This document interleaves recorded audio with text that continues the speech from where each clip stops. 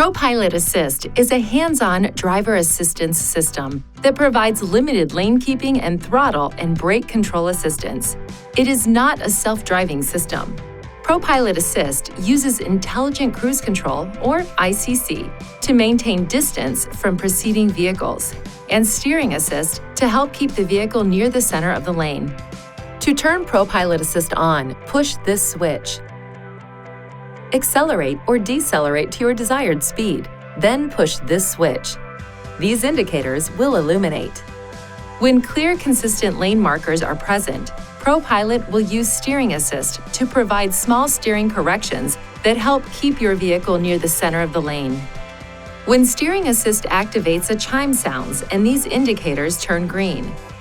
When it deactivates, a chime sounds and the indicators turn gray. If a vehicle is detected ahead, Steering Assist will operate, even at low speeds. If there are no vehicles detected ahead, Steering Assist activates at speeds above approximately 37 miles per hour. Use this switch to turn Steering Assist on and off. ICC can continue to function. This setting can also be adjusted in the vehicle information display. If the wiper switch is in the high-speed position, Steering Assist will be canceled after a period of time. Intelligent Lane Intervention, or ILI, is an additional lane-keeping feature. If the vehicle approaches the lane markers, ILI sounds a warning, vibrates the steering wheel, and the lane marker on the display turns yellow and flashes. The system briefly applies the brakes to help return the vehicle to the traveling lane.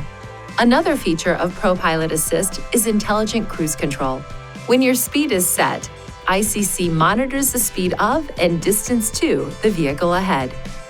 If a slower moving vehicle is detected, ICC will reduce your vehicle's speed. If you come closer to the vehicle ahead, a chime sounds and an indicator flashes. Depress the brake pedal to maintain a safe distance. When the vehicle ahead slows to a stop, yours can stop automatically.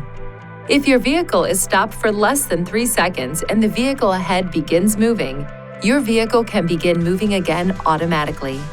If you were stopped for longer, this message is displayed.